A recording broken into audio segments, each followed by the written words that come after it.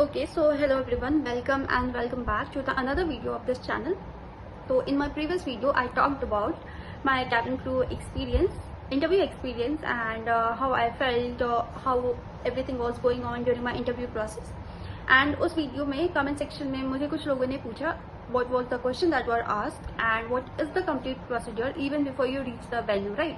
So today I'm going to specify those things, and I'm only going to talk about all the question that has been asked with me, and I'll also mention the documents that you have to carry to the venue. Okay, before going for the interview एक दिन पहले ही ये कोशिश करना कि आप Indigo के career page पे जाके वहाँ पे फॉर्म फिल कर लो, ऑनलाइन फॉर्म जो भी होते हैं। वहाँ पे आपको पैन कार्ड लगेगा, आधार कार्ड लगेगा, आपके 10th एंड 12th के मार्कशीट लगेंगे, और आपका बेसिक डिटेल, आपके कितने परसेंटेज थे, आपका होम टाउन कहाँ पे है, आपके पेरेंट्स की डिटेल, ये सारे चीजें आपको वहाँ पे फिल करनी होगी और कुछ डॉक्यूमेंट्स अपलोड करने होंगे। ठीक है, अपना सीवी आप कलर में भी प्रिंट करवाना और ब्लैक एंड व्हाइट में भी प्रिंट करवा लेना, ठीक है, क्योंकि वो जरूरत पड़ता है। एंड हाँ, पासपोर्ट साइज फोटो 4 to 5 निकाल लेना फॉर्मल अटायर में, उसकी भी जरूरत होती है। यहाँ तक तो क्लियर है। मैं बेसिकली वो वाला स्क्रीनशॉट यहाँ साइड पे लगा दूंगी करियर पेज का, तो आप जाके एक बार चेकआउट कर लेना, ठीक है। अगर उससे कोई रिलेटेड क्वेरी होगा फर्दर तो आप मुझे कमेंट डाउन कर देना और मैं उस पर एक नेक्स्ट वीडियो में बात करूंगी। तो इसके बाद हम बात करते हैं कौन कौन से डॉक्यूमेंट आपको लेके जाने हैं वेन्यू पे। पहला, pan card, Aadhaar card and passport अगर है तो। अगर नहीं है और आपने अप्लाई कर दिया है तो वो जो आपको फाइल नंबर मिलेगा उसका आप एक स्क्रीनशॉट लेके प्रिंट आउट करवा लेना, ठीक है। इसके बाद आप अपने 10th के और 12th के original marksheet along with a photo copy वो भी रखना, पासपोर्ट साइज फोटो रखना, और उसके बाद आपको अगर आप ग्रेजुएशन कर रहे हो तो मार्कशीट रख लेना, और अपने कॉलेज के आइडेंटिटी कार्ड की फोटो कॉपी और ओरिजिनल आईडी कार्ड भी रख लेना साथ में। मे बी वो पूछ सकते हैं आपसे at the end of the interview, अगर आप सेलेक्ट हो जाते हो तो उनको कुछ वेरीफाई करने के लिए चाहिए होगा। तो कोई मेडिकल सर्टिफिकेट वगैरह है, वैसा कुछ प्रीवियस आपका हिस्ट्री रहा है तो उसका भी वो एक फोटो कॉपी रख लेना। एंड देन इतने होने के बाद डॉक्यूमेंट में आपको मेनली ज्यादा कुछ कैरी करने की जरूरत है नहीं। सीवी तो रखना ही रखना है, ये तो मस्त है, ये बताने की चीज है ही नहीं, ठीक है। इसके बाद जब आप वेन्यू पे पहुंच जाते हो तो सबसे पहला चीज होगा आपका सीवी लिया जाएगा और आपको टोकन नंबर दिए जाएंगे, उसके अकॉर्डिंग आपका इंटरव्यू होगा। तो try to be on time और before time, because after time अगर आप जाओगे तो it directly shows that you are not punctual और either you are not that serious for the interview. So don't make that kind of impression पहले ही, तो try to be on time. और जितनी जल्दी इंटरव्यू दे दोगे उतना ज्यादा बेटर होगा, क्योंकि जितने ज्यादा कैंडिडेट्स बढ़ते जाएंगे एचआर के माइंड में भी थोड़ा क्लटरिंग अप हो जाता है, वो भी टायर्ड हो जाते हैं, तो वो जस्ट रैंडमली ऐसे ही निकालने लगते हैं, वो ज्यादा ध्यान नहीं देते हैं। और मोस्टली सिलेक्शन जो होते हैं वो first 5 to 10 groups of girls से ही होते हैं, अगर उन्हें अच्छे कैंडिडेट मिल जाते हैं उसी वक्त, है ना। तो थोड़ा टाइम पे जाना। और फिर उसके बाद जब आपका फर्स्ट राउंड शुरू होगा तो मैंने बेसिकली सुना है कि एचआर एक क्वेश्चन पूछेगी और वही सेम क्वेश्चन का आंसर सारे गर्ल्स को देना होगा।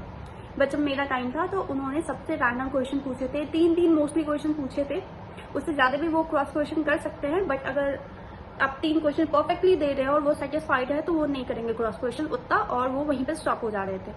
तो मेरे से जो उन्होंने क्वेश्चन पूछा, what is your hobby, if you have to choose one hobby as an career what it would be, ठीक है। और मेरा जैसे हॉबी है रीडिंग एंड राइटिंग, एंड मेरे सीवी में मेंशन है कि मैंने अपना बुक पब्लिश किया हुआ 2024 में। तो इससे रिलेटेड मैम ने मेरे से 3rd क्वेश्चन पूछा, what are you writing currently. Then जब मेरा सिलेक्शन फर्स्ट राउंड में हो गया तो मैम ने उसी वक्त मुझे बता दिया और बोला, अंजलि आप अपना स्टॉकिंग रिमूव करके आप सीवी ले लो मेरे से और फिर अपने सेकेंड राउंड के लिए प्रोसीड कर जाओ। तो मैं वॉशरूम गई, अपना सीवी बोल रही हूँ, मैं वॉशरूम गई, अपना स्टॉकिंग रिमूव किया और मैम से आके सीवी कलेक्ट किया, एंड देन मैं अपने सेकेंड राउंड के लिए चली गई। सेकेंड राउंड में मोस्टली वो आपका बीएमआई चेक करेंगे, हाइट चेक करेंगे, स्कार्स चेक करेंगे, आपके टीथ के अलाइनमेंट चेक करेंगे, आपका विजन चेक करेंगे, एंड वो स्कार्स का रीजन भी पूछते हैं। अगर आपके पास कुछ स्कार है एंड आपने उसे कंसील किया है तो वो आपसे रीजन भी पूछेंगे, ये स्कार आपके हाथ पे, आपके पैर पे या कहीं भी ये आया कैसे। तो आप कोई सिंपल सा या जो भी जेन्युइन सा आंसर है आप उन्हें बता दो 1 or 2 लाइन में, कोई ऐसा है नहीं, नॉर्मल कॉन्वर्सेशन ही वो कर रही है, जैसा ऐसा क्लैरिफिकेशन वो पूछती है। वो आपका मूल भी मेंशन करेंगी फेस का या कहीं का भी एज एन आइडेंटिफिकेशन पर्पज, ये मुझे लगता है ऐसा। एंड वो आपका स्किन टोन भी मेंशन करते हैं उस फाइल पे। देन आपको वो एक फॉर्म देंगे जहाँ पे आपको येस नो में आपकी मेडिकल हिस्ट्री बतानी होगी, एंड बस यहाँ पे सेकेंड राउंड ऑलमोस्ट खत्म हो जाता है। एंड देन वो आपको, अगर आप क्लियर हो तो वो आपको बोल देंगे you can proceed for your 3rd round. Third round होता है कम्युनिकेशन राउंड, या आप वर्चुअल इंटरव्यू भी कह सकते हो, जहाँ आपको लैपटॉप पे जाके सबसे पहले अपना नेम टाइप आउट करना होगा एंड देन HR आपसे क्वेश्चन पूछेंगे।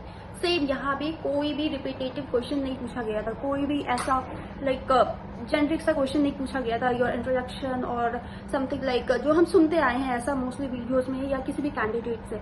वो बहुत ही रैंडम क्वेश्चन पूछ रहे थे, या तो आपके CV से और या तो उनको जो मन में आ रहा है, क्योंकि उनको आपका सिर्फ कम्युनिकेशन चेक करना है, आपका कॉन्फिडेंस चेक करना है, आपका ग्रामर चेक करना है और आप फंबल कितने कर रहे हो, कितने फ्लुएंट हो, ये चेक करना है। तो मुझसे जो उन्होंने थर्ड राउंड में क्वेश्चन पूछा था वो था what are you doing currently, as I am master student and I am studying in Lovely Professional University. तो मैंने ये उन्हें एक्सप्लेन किया। तो उन्होंने फिर मेरे से पूछा what kind of diversity do you face in Lovely Professional university. इसका आंसर करने के बाद उन्होंने जो मेरे से क्वेश्चन नेक्स्ट किया था वो था what are the problem that you face in the diverse environment. तो जब मैं इसका आंसर दे रही थी तो मैंने इसका आंसर को रिलेट किया था एविएशन के साथ भी, क्योंकि एविएशन में भी आप डे टू डे लाइफ में डाइवर्सिटी फेस करोगे, लैंग्वेज बैरियर फेस करोगे। तो मैंने इसको इस वाले आंसर के साथ एड अप करके बताया था। तो ट्राई करो कि आप कुछ भी आंसर दे रहे हो, ये नॉर्मल फॉर्मूला है, आप कुछ भी आंसर दे रहे हो उसको try to link it up with aviation और एविएशन कंडीशन। तो ये एक अच्छा इम्पैक्ट भी डालता है, ठीक है। जब ये हो गया तो उन्होंने मेरे से पूछा आपको हिंदी आती है, तो मैंने बोला यस सर मुझे हिंदी आती है। तो उन्होंने बोला तो मुझे आप बताओ कि आप कभी दिल्ली आए हो और अगर आए हो तो क्यों आए हो, आपका पर्पस क्या था, ये मुझे हिंदी में बताना था। और ये भी ऐसा नहीं है कि इस हिसाब से आपको उनको नहीं बोलना है कि मैं दिल्ली गई थी क्योंकि ये मेरा बहुत ही पसंदीदा जगह है, मैं वाहन से दिल्ली गई थी, ऐसे मतलब एकदम शुद्ध हिंदी नहीं बोलना। ऐसा हिंदी बोलो जो आप घर पे बोलते हैं, यस सर मुझे दिल्ली बहुत ही पसंद है, मैं दिल्ली बस से ट्रैवल की थी एंड जब वहाँ पे मैं पहुंची थी तो वहाँ पे मैं इस कैफे में गई थी, मैं इन खानों की वजह से या यहाँ पे वैरायटीज ऑफ फूड मिलते हैं इसकी वजह से यहाँ पे दिल्ली आती हूँ हमेशा। तो ये कॉन्वर्सेशन रखना बहुत ही ज्यादा एकदम फॉर्मल सा मत हो जाना या नर्वस मत होना। इस एज अ कॉन्वर्सेशन जैसे घर में बात करते हो, फ्रेंड से बात करते हो, वैसे ही आंसर करना हिंदी वाला, ठीक है।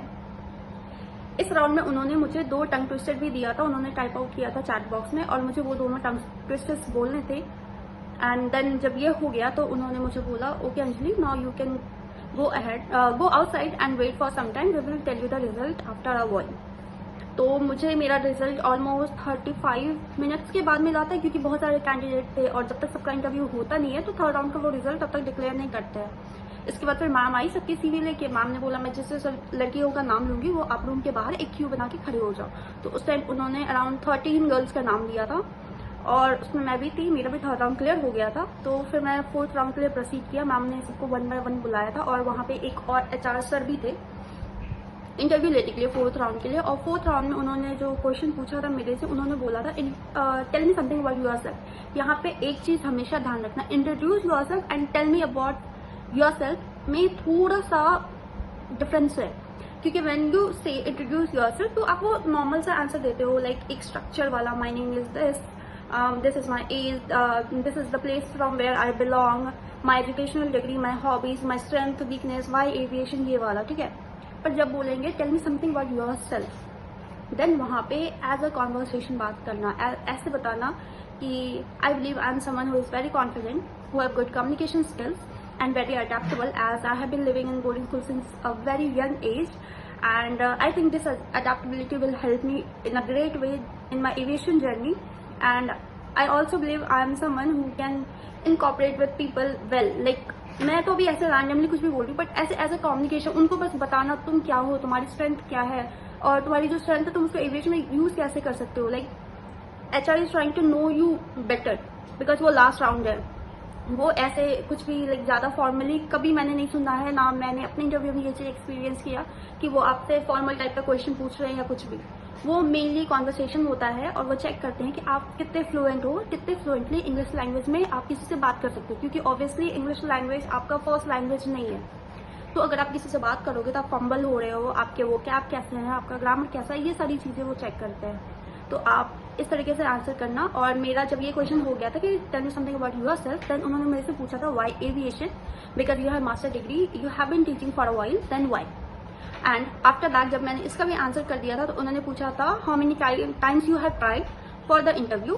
तो मैंने बोला था this is my first time. तो he noted and then like redirected question to me like if you have any question from us or you want something to ask from the panel then you can go head and ask. तो मैंने उनसे एक question किया था, वो question था what is one of the quality you look into a cabin crew candidate the most.